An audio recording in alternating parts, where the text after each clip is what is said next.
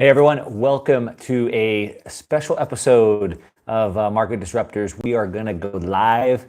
You guys have been asking me to go live more often, and we are going live. And today, what I'm going to do is I'm going to answer 10 of your biggest questions that I've been asked. And then I'm going to leave a little bit of time for some question and answer at the end. So we're going to do that. The last videos that I put out, well, not the last two, but two of the last videos I put out, the 10 reasons why Bitcoin is undervalued. I did another video which I basically broke down the atomic and showed why I believe Bitcoin is undervalued today. I've got hundreds of comments from you guys. Thank you so much. I love all your questions and comments. You know I answer every single one. But I got a lot of questions. And so I'm going to do a special episode of going live and Q&A today where, like I said, I'm going to answer the top 10 questions that were asked on that thread. And then I'm going to leave some room to do Q&A at the end. I know you guys asked, so hopefully you like that. Give me some thumbs up if you're liking that. And we're going to go ahead and jump right into this. All right, guys. So the 10 biggest questions and Q&A at the end. So let me pull up my notes here. I wrote down the 10 biggest questions and we're right into it. So give me a second here. All right, so let's see here. The first question we have is from Chris Rock. And Chris said, I just read an article about Facebook developing its own coin. Will this be a competitor to Bitcoin? Now, that's a question I've asked a lot. I'm not going to go super, I've answered a bit. I'm not going to go super deep into this question. Facebook wants to develop their own crypto. I think I've answered this multiple times, maybe even a whole video about it.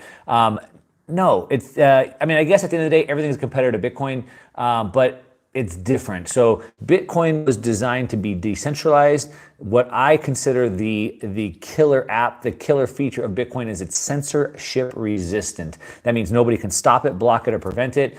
Nobody can seize it, steal it, manipulate it. And that's the key feature. It's decentralized. Nobody controls it. With Facebook, it's going to be centrally controlled. There's Mark Zuckerberg or some other person that could do whatever, that push a button, freeze it, change it, manipulate it, whatever they want. I don't see any big value with that. We already have PayPal. We already have Venmo. Those already work really good. I don't consider PayPal or Venmo a competitor to Bitcoin. So in that regards, I don't consider any centrally controlled payment system, whether that be PayPal, Venmo, whether that be Facebook coin, JPM coin, any of those. I don't see any of those as being a real competitor to Bitcoin. Chris, thanks for the question, and hopefully that makes sense for you. Hey guys, see you guys jumping on. Thanks so much for joining.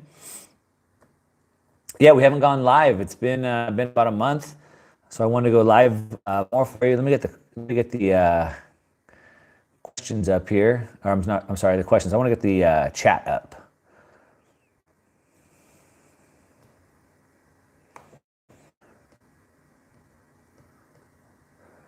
Sorry, should have had the chat up earlier. Here we go. Boom. Get the chat up.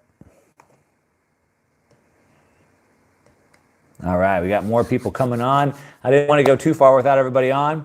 All right, here we go. Scorpion Lopez, nice to see you. 1010. Neil Grubb, hey, from Canada, eh? All right. Nice to have you guys. All right, let's get right into question number 2 here.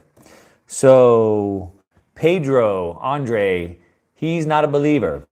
Pedro says there's no difference between any cryptocurrency. There's no difference between any cryptocurrency is the same as anyone can make a crypto scam. Cryptos are never going to be a medium of exchange. Nothing the same like investing in gold. Gold has intrinsic value, okay? Gold has intrinsic value, rareness, can store value, and has real use case in the market. Cryptos is just a speculator mania because it is not backed by anything of value. Wow, Pedro. Now that wasn't so much a question, but it was a statement, and so I want to answer that. What's up, Cesar?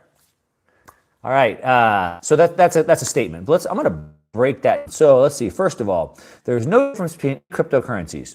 Is that true? Well, let's see. There's a lot of differences. So for example, Bitcoin is a digital form of cash, right? That's what it was really used for or intended for. Ethereum is a smart contract platform. We have other ones that are like DigiX, which is a digital gold. It's actually backed by gold. We have Factum, which is being used to secure IoT devices. Right? We have all types of cryptos. So there's over 2,000 different cryptocurrencies. There's over 2,000 use cases. Now there are a lot of payment coins. Bitcoin would be a payment coin, but then you have like privacy coins that have privacy built in. So there's no difference. Well, there's a huge difference between Monero and Bitcoin. There's a huge difference between Zcash and Bitcoin. There's a huge difference with what Polymath, right? The Polymath cryptocurrency coin is a platform security, which is a big difference from a payment coin. So what's up, Derek? Mr. Strong Hands On in the house. Good to see you, Derek. So there's a huge difference in cryptocurrencies. That's the first thing. Second of all, he says that cryptos are never going to be a medium of exchange. Okay, maybe not, right? We don't know. We don't know the future. Tomorrow isn't even guaranteed. We don't know. Maybe we don't have tomorrow. So we don't know about the future. However, we do know the evolution of money. So we do know that for money to evolve, first it's a collectible. People start collecting things, whether it's a shell, a feather, or gold, because it looks valuable. They collect it. Eventually, when people collect it, there's enough value there that it becomes a store of value. People start storing their value there, saving their money there. Eventually, so many people are storing their value there that then it becomes a medium of exchange. Once it becomes a medium of exchange, then can move a unit account. And so there's this evolution. And so Bitcoin is not a medium of exchange. Pedro is right, but however, he said it's never going to be. And we don't know that. We do know that it is perfectly following the evolution of money today. We do know that so far it is building into that store of value use case. And then after become a store of value, the next case will be a medium exchange. So we'll see if we get there. But to say it never will, that's a pretty strong statement. I definitely disagree with that. However, history will tell us when we look backwards. He says that it's nothing like investing in gold because gold has intrinsic value, rareness, and it can store value. Well, I did a whole video on this. If you go back to my video feed, you'll see where I actually broke down, I think it's the title is Why I'm Buying Gold. And I broke down gold and then I compared gold and Bitcoin. And, first of all, gold does have rareness. There's only much gold, and the more gold they get out of the ground, the harder it is to get more. But there's something that they call stock to flow ratio. So the stock, how much we have, to the flow, how much new is coming in, what that ratio is, or it's inflation. More new gold added creates inflation. It inflates the gold supply. And Bitcoin also has a inflation schedule. However, Bitcoin inflation is much less than gold, and at some point, Bitcoin will cap out and there will never be any more. So Bitcoin is the most scarce asset in the world. It is the rarest, most scarce asset. So he's wrong there. Let's see, gold can store value, Bitcoin can store value as well, and have real use case. Now, this is something that gets me. No real use case. So first of all, okay, you want to argue that gold is real use case. First of all, gold's used for jewelry. Now, are there scientific uses for gold? Sure, there are. They used to put them in crowns too, but it's too expensive to do that today. So there's really nobody really using gold. It's expensive. Now, there might be some obscure some obscure cases here and there, but for the most part, gold's not really being used. But the part that really gets me about this is that there's no value to Bitcoin. And Warren Buffett recently came out and said that, and said kind of the same thing what he said out multiple times, right? Like, Bitcoin has no value. And what I would say to that is just because it has no value to you doesn't mean it has value to anybody. You've all heard, right? One man's trash is another man's treasure. So you got people in third world countries, in parts of Africa, Venezuela, Argentina, who need it. They need it. They have oppressive governments, oppressive regimes. They need money. They need a place to store their value that cannot be seized from the government. They need a place because their currency is inflating so fast, 1,400% a year, that they need a place to put their money. So just because it doesn't have value to you does not mean it doesn't have value. And so when they say it doesn't have value, I would argue it's saving people's lives. And so I'd say it's huge, huge value there. And then he says crypto is just a speculator mania. And there's some truth to that. And that's because that's the way that new technologies work. So in the beginning, new technologies come out and it's really about speculation because it takes time for that new technology to have enough innovation and enough adoption to be used. So yes, it does start as speculators. So you're absolutely right about that. Let me jump into a couple comments here. Ricky Thompson, a very young space, give it time. You're absolutely right, Ricky. Got to give it time. It's a new technology. It takes time. You got to be patient here. Derek, Mr. Stronghand, salute to Michael Maloney. Yes, he's been preached gold for a long time, and I've been following him. Nick says Bitcoin was made by Hitler. Well, it's not quite that old. Good guess. Gold and silver amounts will rise in a couple of decades once mining technology improves and their value will decrease. Maybe, you know, Caesar, I hear this argument, oh, they're going to mine gold off of asteroids. Maybe if maybe if gold was $10,000 an ounce or $50 an ounce, it might be worth it. But I don't foresee getting mining equipment into space anytime soon. It's really hard to get weight up there because of the thrust ratio that it takes. It's part of the challenge they have with like building space stations and stuff like that. 3D printing is going to change all that, but we'll see.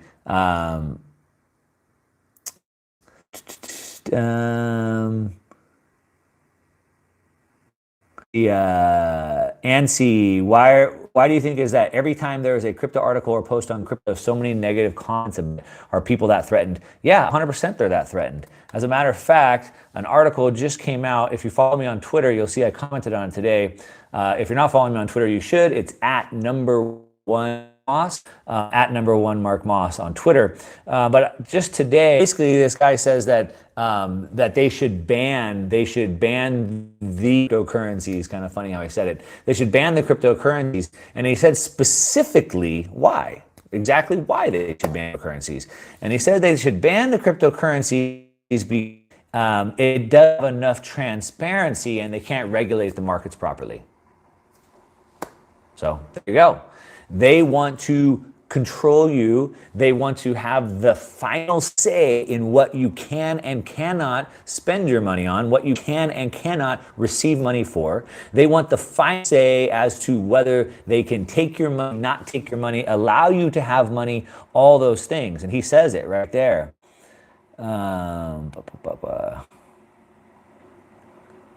Man.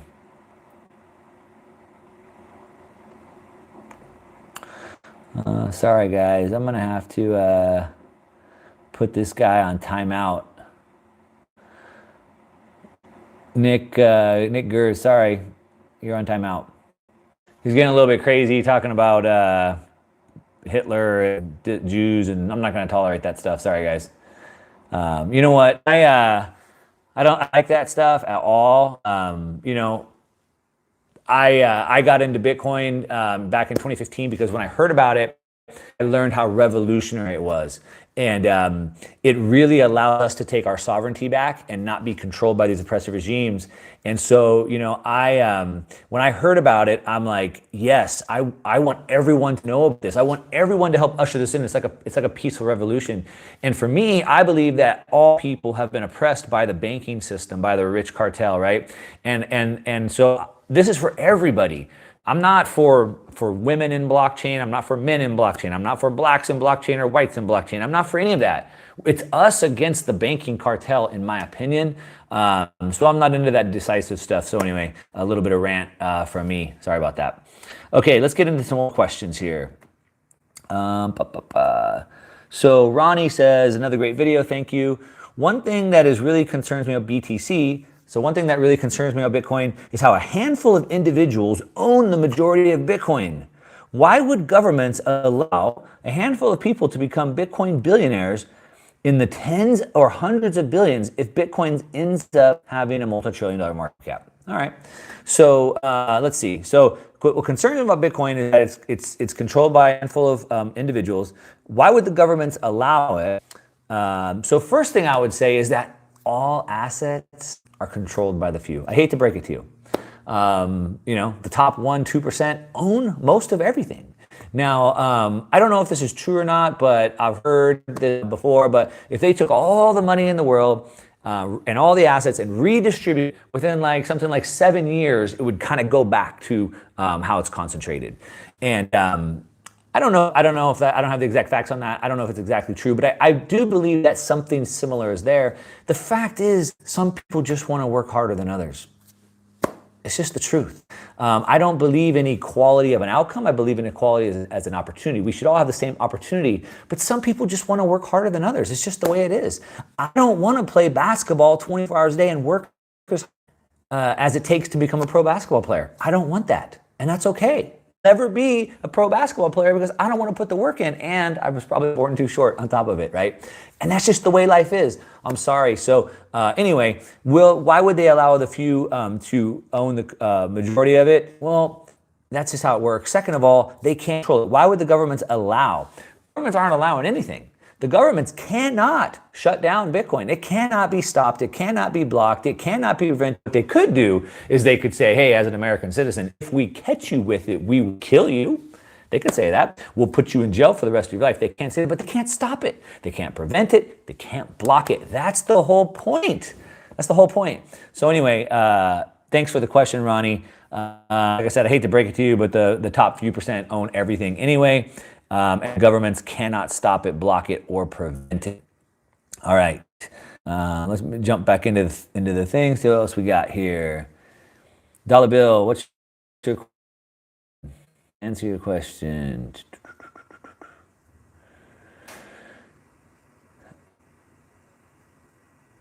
What about crypto capital? Bitfinex. I've covered that a bunch of times with Bitfinex. Crypto capital. I'm not sure exactly what the question is. Dollar bill.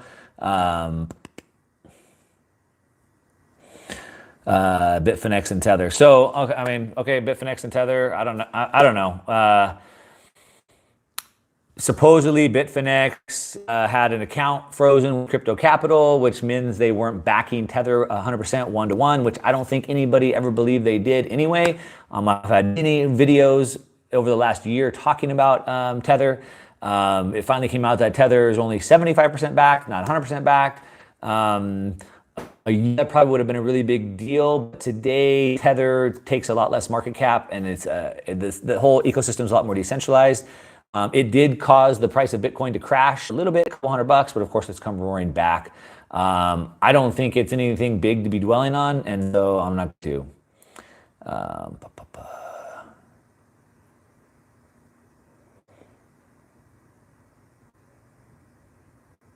Let's see. Okay, I'm going to get back into some more questions. Top 10 questions. All right. Saint Eel says, hey, Mark, are you more bullish on Bitcoin and crypto assets than you are on metals such as gold and silver, platinum, palladium? Would really love to hear your opinion on that. So I'm guessing they asked that because I talk about metals a lot. I talk about gold. I've been a gold and silver investor for a really long time. Like Derek keeps saying, Michael Maloney, shout out to him. I've been following Maloney for a long time. I've been investing in gold and silver for a long time. The one thing I would say is that, all these things are different. And so people are, is that a good investment? Is it good to buy this? And it's like, I don't know. I don't know what good is for you. I don't know what you're looking for. I don't know what gaps are in your portfolio. I don't know what you're looking for. But for me, I like to have a balanced portfolio. I've bought gold. I see gold as insurance, as a chaos hedge. Dollar were to see hyperinflation and to lose its value, gold would hold its value. I believe so.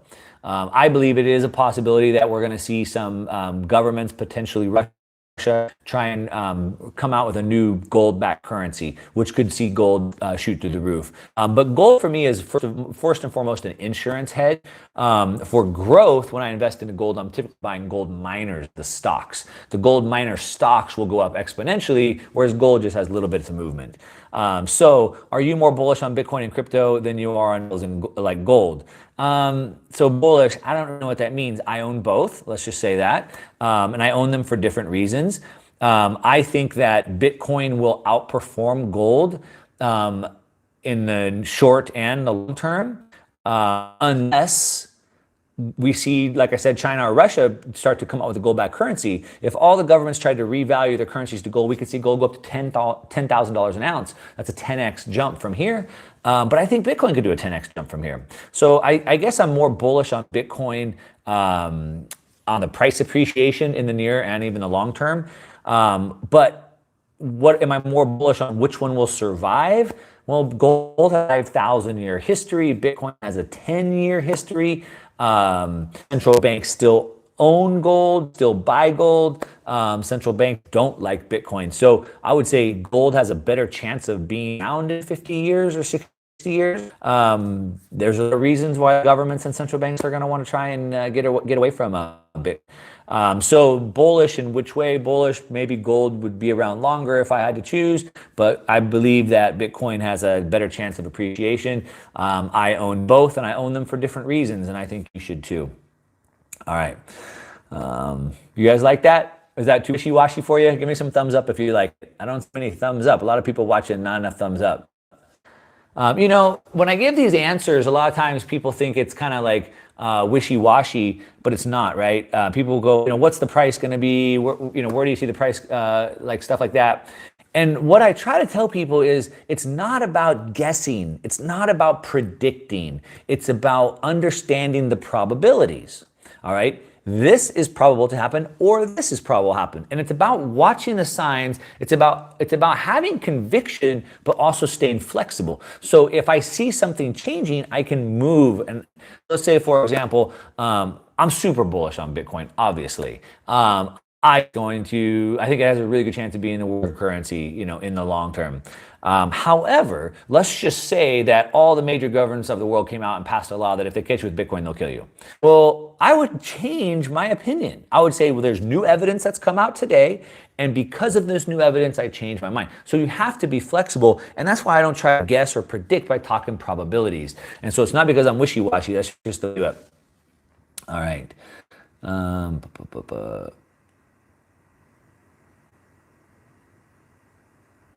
right.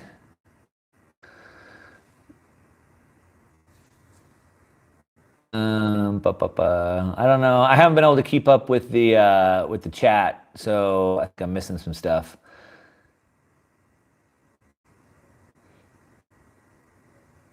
I see Dollar Bill asking a lot of questions. Dollar Bill, I'd love to answer your question, but I'm not exactly what you're asking.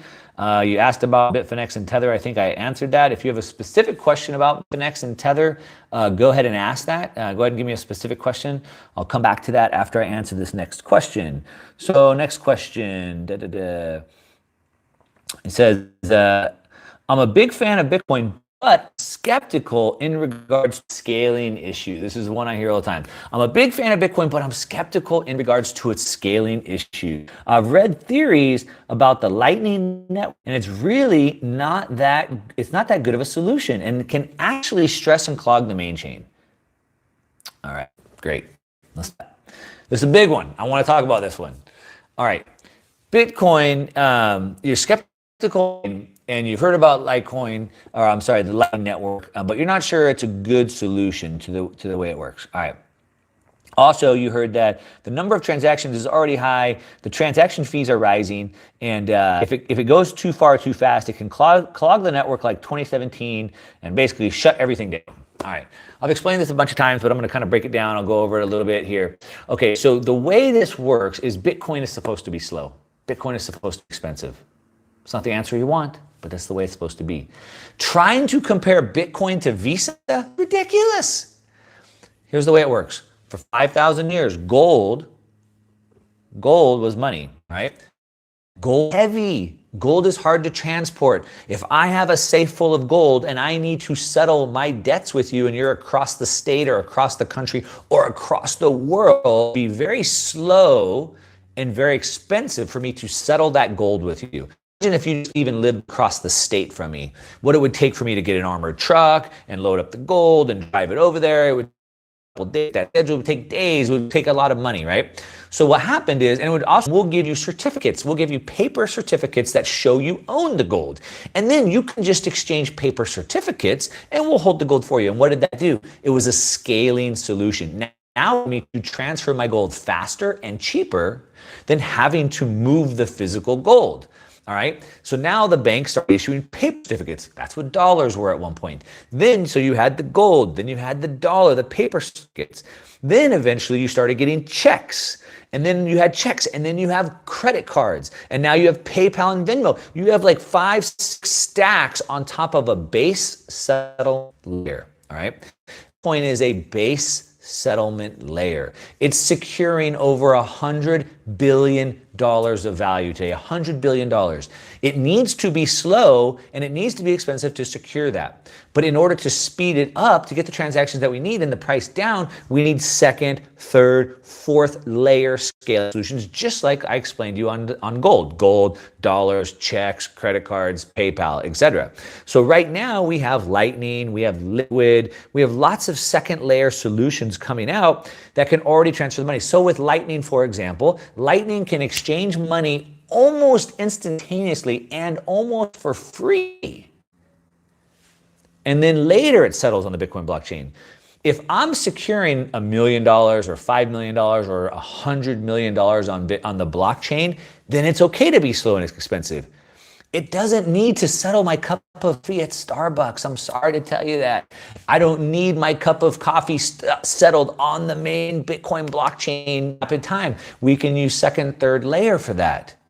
All right? But for the big transactions, you want those on the main chain. That's why it works like to all the optical. I'd say a couple of things. First of all, the solution already there, already working. The Lightning Network growth is going off the hook. It looks like a hockey stick. It's grown 46% in just the last few months alone. I've used it personally. I've passed the Lightning torch. It works. It's super fast. It's super easy. It's super cheap. And then the other thing I add to that is be paid. If any of you guys are as old as me, I was around in the early days of the internet, and it was the internet came out. The internet was really around the 80s and in the 70s and 80s. The first internet site went public in 1990. We had the first browser in 1995. Amazon went public in 97. By 2000, 10 years later, only 10% of people had ever bought anything online. And you couldn't even really use the internet. If you were around back then, you remember, you couldn't even use it. You could send email. That was about it. We didn't even have broadband internet or DSL till 2003, which gave us enough speed to at least start downloading pictures, but we couldn't download videos yet. By 2005, 50 later, online shopping, e-commerce started to be a thing. Here we are 20 years later, and we're seeing that. So be patient. That's what I'd say. Be patient. Let's go back to I'm going to go back to the chat. I'm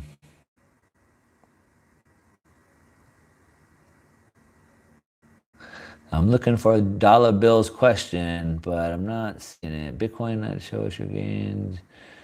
Spend you way off. Show us your charts.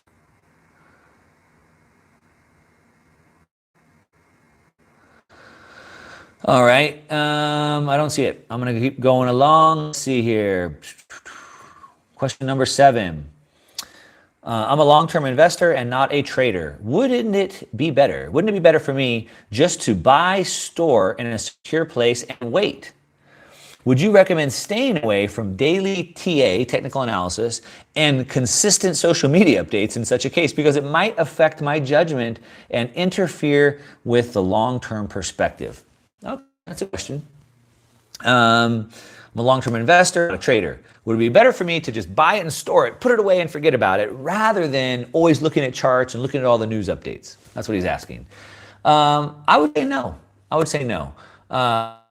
Yeah, Crypto Turb, exact. Smash the likes. Come on, right? I'm working hard out here for you guys. Give me some likes. So no, I don't think just throwing it away and forgetting about it is the right way. The reason why is you need to make sure that your investing thesis stays true. All right, and so would it be better to long-term hold over trying to trade? For most people, the answer is definitely yes. Something like 95% of traders lose money. So the fact is you'll probably lose money trying to trade it. And if you buy and hold it, you're just going to make your money. So for the most people, it's going to be better. However, I would never advise just throwing it away and forgetting about it, because something could change, right? Like I talked about, like if the governments change their mind and sorry about my mic there.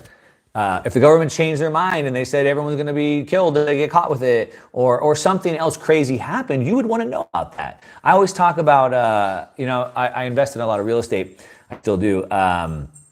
And so I like to come to real estate. It's easy for people to understand. But let's say I heard 20 miles outside of town, they're going to develop this whole mega complex and put this sports stadium in and hotels and all this stuff. And it's a 10-year plan. I'm like, wow, that's awesome. I'm going to go buy land out there, because in 10 years when that stuff gets built, that land's going to be worth a lot of money. Now, what I'm going to do is I'm going to watch the project to make sure that reality is still coming true. Have they met with the city councils? Have they got their permits? Have they got their funding? Have they got the construction crews to start building? Did they start breaking ground? As long as all those things are coming true, I'm continuing to hold. But if something happens, oh no, they found nuclear waste on the job site, they can never build there anymore, shut it down, well, I got to get out. I got to sell my land as fast as I can, and I got to take a hit if I have. So while I do believe that you're probably better off in the long run holding than trading, especially if you don't know what you're doing, I wouldn't advise just forgetting about it. You want to definitely pay attention to what's going on.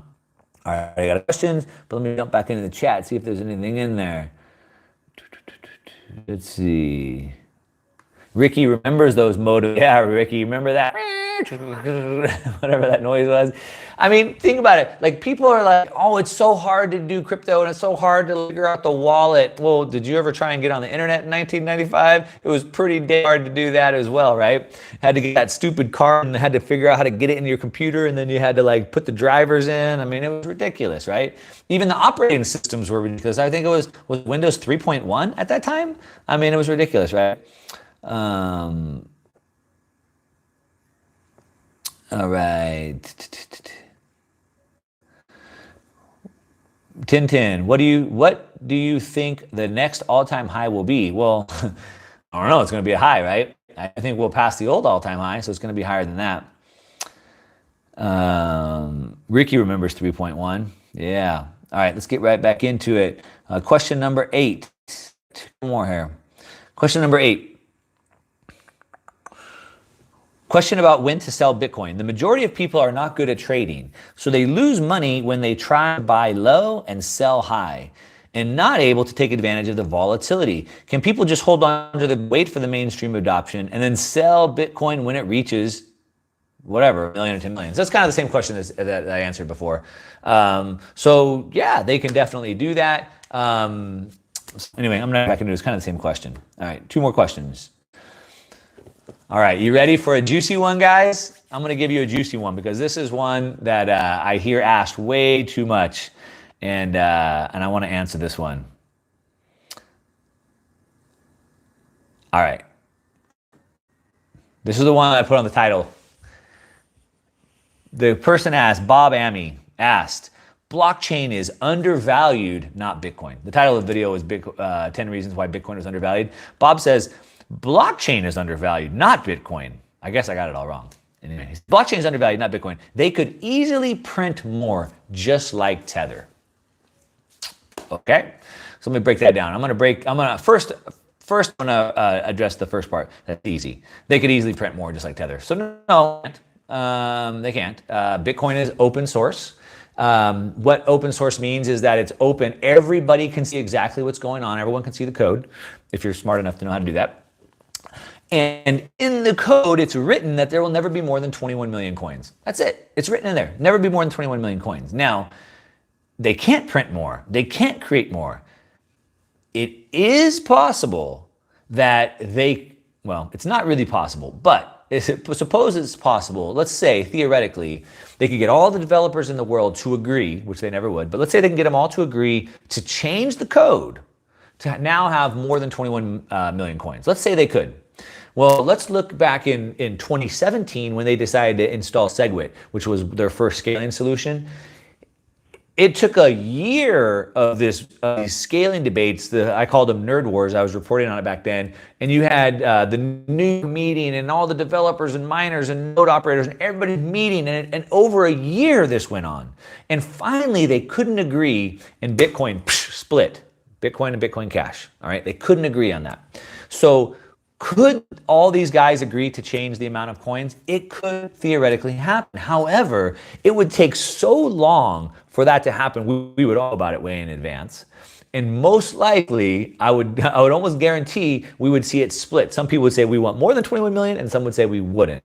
All right. And we would know, a year in advance that was going to happen. And if that were to happen, of course, it would bring the value of Bitcoin down because big value is that it's scarce. So if that changed, then of course we would get out. They can't just print more. But that's not the part I really wanted to answer. Here's the part I wanted to answer. This is what I put on the title. Block is undervalued, not Bitcoin. All right, I'm going to break that down because I hear, first of all, anybody who's saying that doesn't know what they're talking about. They are repeating a cliche that they've heard over and over and over, but they don't really get it, okay?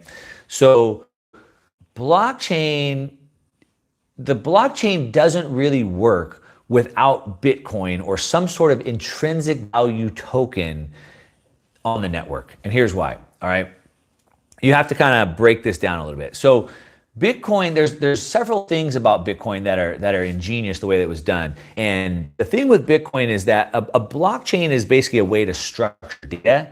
It's highly inefficient because it's decentralized. So if I have all the data in a database, it can run at a faster speed. But when the data is decentralized, it becomes extremely inefficient. The reason it becomes inefficient is because it's decentralized and it needs consensus, all right?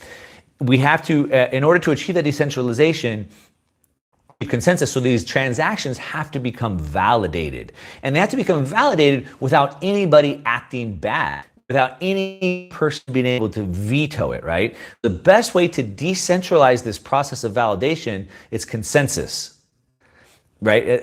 Having them achieve consensus. And the best way to do that is with competition. Competition, which is proof of work or proof of stake or something like that. And then what you need to do is, in order to do that, you need to have some sort of a reward, right? If you're going to competition, to do the consensus, we have to have a reward. So the reward needs to be something meaningful. That's the intrinsic token.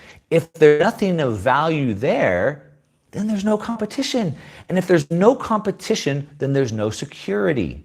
And if there's no security, then there's no one, then there's no one to control the network. So then you need a central source to control and secure the network. And then if you have a centrally controlled network, you need a database, right?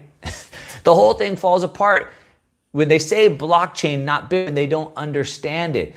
That's like saying database. Boy, database, not blockchain. The whole benefit, and I touched on this in one of the earlier questions, the whole value proposition of Bitcoin, censorship resistant. Censorship resistant, immutable. That means nobody can, like I said, stop me, block me, or prevent it. Nobody can seize my money. Nobody can steal my money. Nobody can manipulate my money. If I want to send it to you, nobody can get in between that. It's censorship resistant. And that is the killer feature of it, all right? It's not that it's super fast. It's that it's censorship resistant. And so in order for this to all work, it's Bitcoin. It could be another blockchain with another value, with another intrinsic token. But it's not blockchain, not Bitcoin. It's Bitcoin. That makes sense? I'm sure the message boards are going to light up. So let's see what you get in.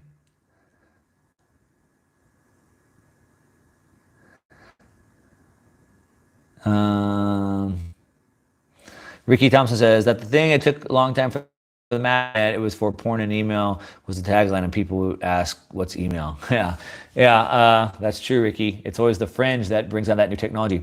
All right, I'm gonna get to number 10. Last question here. Many people can't even afford one Bitcoin. So what's the point of investing into such an expensive asset?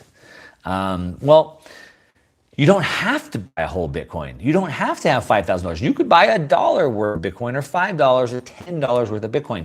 When it comes to investing, it's all about a return on your investment. It's all about a return on your investment. So if you can make a 50% return or whatever, a 10% return, 10% return is a 10% return. So a 10% return on $100, a 10% return on $100 million, it's still a 10% return. And so you don't have to buy a whole Bitcoin. You don't have to buy a $5,000 Bitcoin. You can buy $5 worth or $10 worth or $100 worth. And you'll get a 10% return on your $100, just like someone else may get a 10% return on $1 million.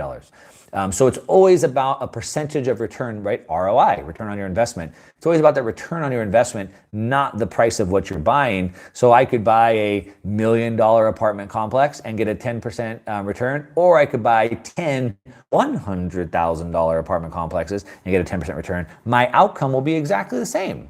So it's not expensive. You can buy a cheap piece of it. So, all right, that's my 10 questions. That's what I got. I'll stick around if you guys got some questions for me. Let's see what you got. Light up the message boards in here if you got something. And I'll stick around for a few minutes.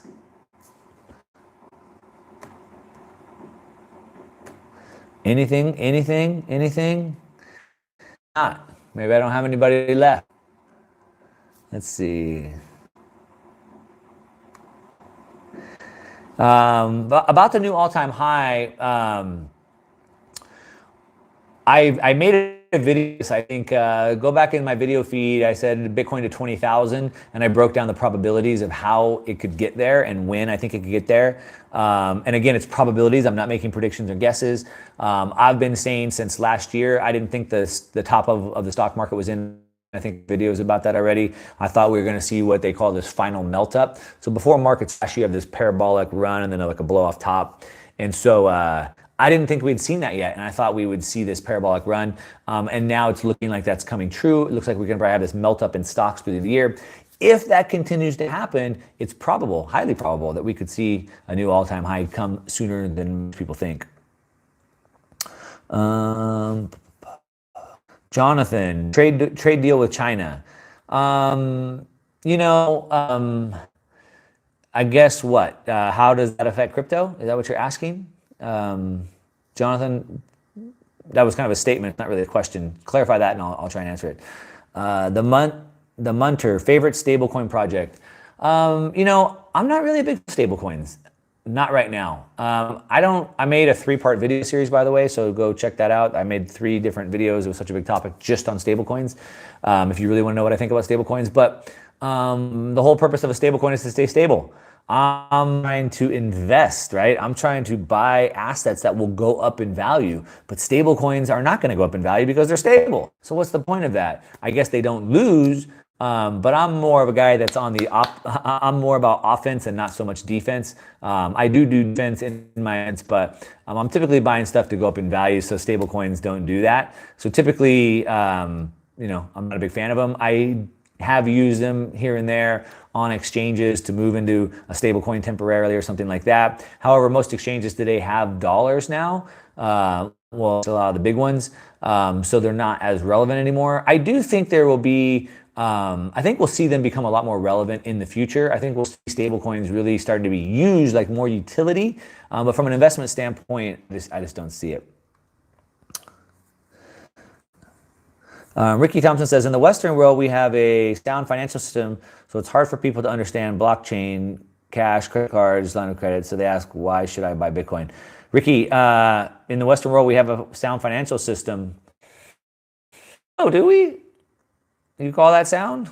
I don't know, but that wasn't a question, it was a statement. Let's see what else we got. BT seems to be diverting away from the paper. Should this concern? Been hijacked. Z9 said that. Z9, how? How is it diverted away from the original white paper? I'd love to hear that. Go ahead and tell me how that's diverted and I'll answer that. Do I think stable coins will prevent other coins from going up in value? Abhinav says that. Will prevent other assets from going up in value? No, I don't see why they would. Why do you think stable coins would prevent other assets from going up in value? Because instead of speculating into assets, I'll put them into something that can be stable. Second of all, if you watch my 3-part video on stable coins, how are they stable? They're pegged to the dollar. Is the dollar stable? The dollar's lost 95% of its value. 95% of its value. That's stable? That's not stable to me. So what is stable, right? You have to understand that. A lot of times we don't really think these things through. We haven't been taught to. We believe the news headlines. We believe what we're told. The dollar's lost 95% of its value. Bitcoin lost 88% of its value, and people think it's worthless. The dollar's lost 95. Come on. Okay.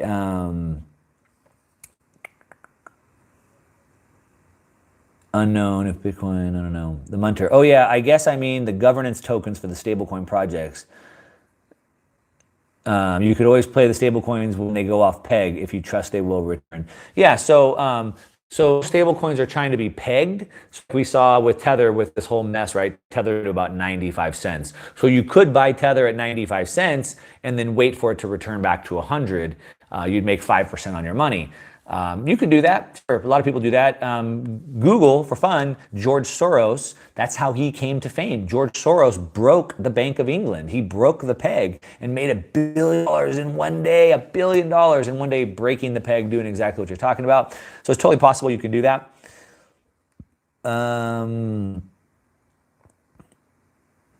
Kyle, have you been to Arnacapaluco. If not, go next February. Kyle, I have not been. I spent a lot of time in Mexico. I'm a big surfer. You might see my surf pictures on the wall back here. I spent a lot of time in Mexico chasing waves. I haven't been there, but I want to, and I know about the event at Bitcoin Miami in January, and I met up with the guys that run that event, and they invited me to come down, and I just couldn't make it for scheduling reasons, but I definitely want. Let's see what else.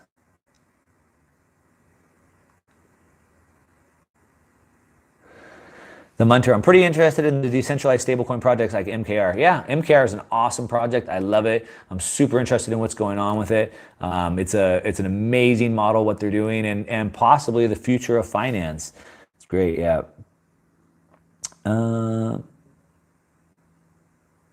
Chris Wells, what's your prediction for Bitcoin for the end of 2019? Chris, if you just tuned in, you probably missed where I said I don't make predictions and guesses. What I do is I talk probability. If this happens, then this could happen. But if this happens, then this can happen. My official guess was about, I put it into a betting pool with a really big stake, and now it's somewhere around the $6,000 range. However, if you go back and watch my video on Bitcoin to 20,000, I break down the case of why I think it could get to 20,000. So if the stock market continues to have this melt up, which I see happen right now, if it continues to go on to the end of the year, potentially we could do all-time highs by the end of the year. Potentially. Watch that video. Christopher Cardev, what are your thoughts on Bitcoin Cash eventually overtaking Bitcoin in market cap? I think it's probably not going to happen. I don't see that happening. Yeah, I don't see that happening. Not at all. Derek Williams, what's your thoughts on XRP?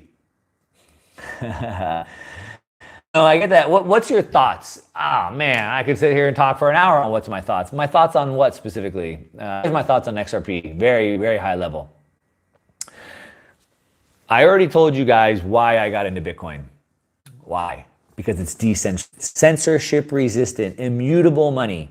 It allows us to opt out of the financial system. It allows me to be my own bank. It allows me to conduct business directly with you, peer to peer, without having a central administrator overseeing things. That revolution, that is bigger than anything we've ever seen in all mankind. Never have we had a way to conduct this across time and space without a central party. Ever have we had that. It is the biggest shift in our world that we've ever seen. And what XRP? XRP helps the bank move money better? Okay, is that a revolution? I mean, do I care if the bank sends my money via Swift or sends my money via XRP? I don't care. Bitcoin gets me out of the bank. Instead of me having to drive to the bank and send a wire, I just send it with Bitcoin. XRP helps the bank do business. That's like saying, are you excited that the bank is putting in this new operating system for their tellers to use? I don't care what they use. If they make more profits, does that mean more money for me? Are they going to give me free checking? No. So that's my thoughts on XRP. Anybody want to comment on that? Let's see what you guys say. I'm not going to like that.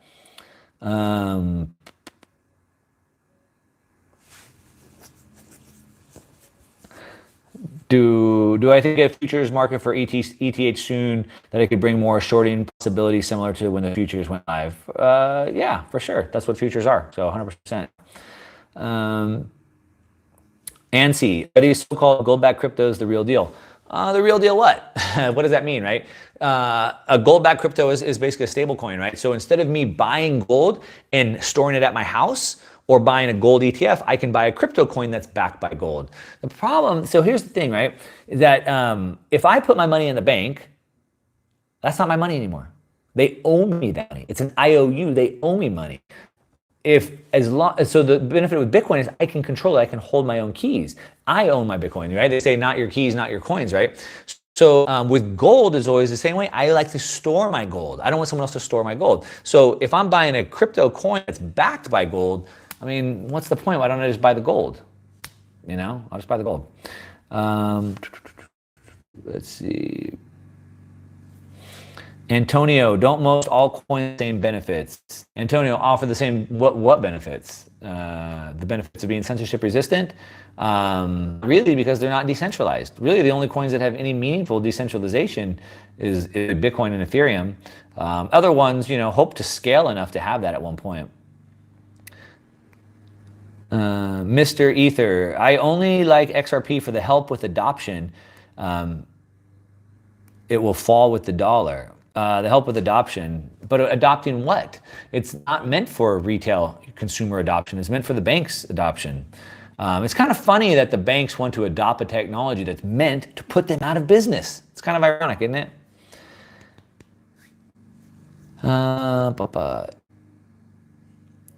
Yeah, lots of stuff on Ripple there. The Munter, when your money goes into the bank, they write it down as liability, not your money anymore. Exactly, that's what I said. It's an IOU. They owe you the money now. It's not your money. Let's see. Litecoin. That's a statement. I don't know. Is there a question about Litecoin? I really like Litecoin. I was a big fan of Litecoin. What I really liked about Litecoin is they were kind of like this test network, and they were really pushing the envelope. They were running Segwit, running atomic swaps first. I kind of was buying into that, gold, silver to Bitcoin's gold narrative. They're faster, cheaper, all those things. But now with the second layer scaling solutions that are on Bitcoin with Lite and so forth, I don't know if I really see the value proposition for Litecoin anymore. Does it mean it won't go back up to $300 and you can make a ton of money? No, doesn't mean that. But that's my thoughts, if that's what you're asking. Deepak, will Fidelity flip the market in coming weeks as they're about to launch Bitcoin trading soon? I think so. I've been talking about this. If you guys watched my hour-long web class where I talked about the conspiracy, and I talked about the big conspiracy that happened where the whole market was basically shut down in a coordinated and planned attack, and why that happened, and why it's coming back online, and what that means, and what's going to happen. If you haven't watched that video, leave a comment on the video, and I'll send you a link so you can watch that. But anyway, I talked about these institutions coming back online, including Fidelity.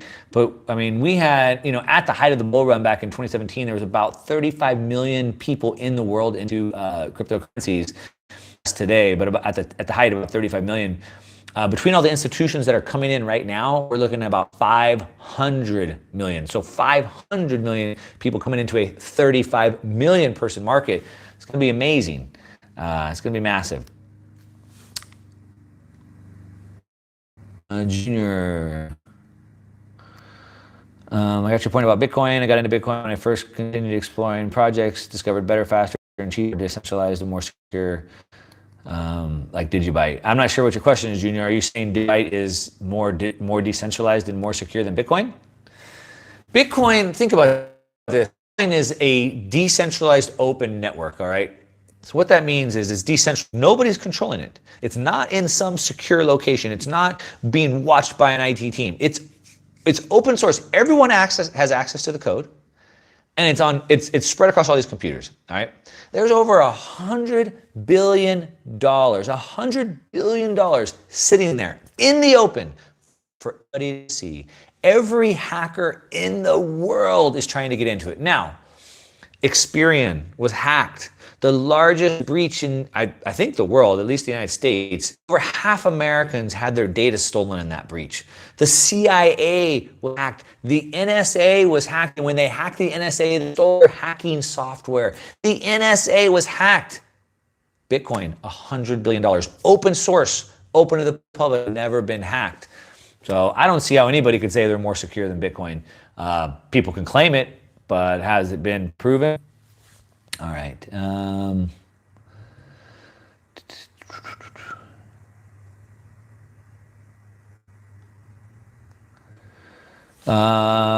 Robio, how big do you think the crypto lending market can be, consumers and institutional? I mean, it can be massive. I think it can take over, the entire lending market eventually.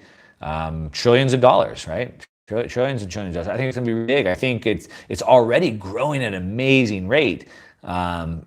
There's a lot of reasons why people should consider it, right? I mean, for example, if you think Bitcoin is going to go up in value, or whatever altcoin, Ethereum, let's say Ethereum you can buy for 160 today, I think it can get back to $1,000. So I don't want to sell my Ethereum. Let's say I have $50,000 in Ethereum. I don't want to sell it at 160. It's going to go back up to 1,000. So I can borrow against it. Now I can borrow $20,000 of my Ethereum and go buy that car. In the meanwhile, that Ethereum is still growing in value, 300, 500, 700, back to 1,000. And eventually I just get that car for free. But if I would have sold that Ethereum or that whatever coin it was for that car, I would have lost my money. So I think the lending market is going to be really big, especially while we're in this big uptrend for sure.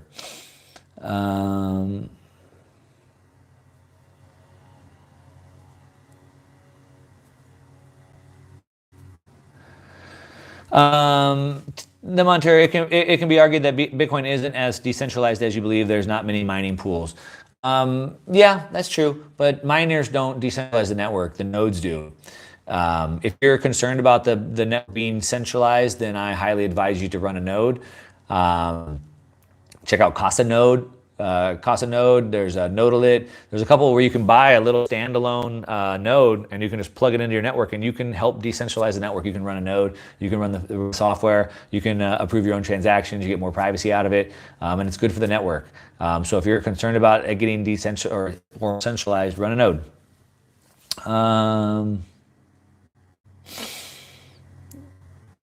Paul Silva, will computing be a problem for crypto? Maybe. We've been hearing about quantum computing for a long time. We can talk about all kinds of hypotheticals, but until we have that technology come out, we're not going to know. My guess is kind of dog and cat, right? Where it's like, maybe quantum computing will affect some things, but then it'll change, right? So like the antivirus wars, right? Like this antivirus comes out, it cures all the viruses, and so a new virus comes out. And so then you cure that virus, another one comes out. So will it disrupt it? Maybe. Maybe some of them will be, some of them won't be. It's hard to say because it's just so far off. All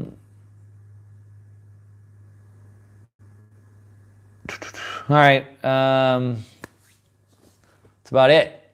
You guys like that? Leave me some comments if you want me to go live more often. I get asked a lot. It's hard for me to find an hour to sit down on stations, but I did it for today. But I answer all the questions that you have. I love to have conversations with you guys in the chat or in the comments of all the videos. So always leave comments there. And I'm always looking for your recommendations of what kind of content you want. So make sure to leave that in there as well.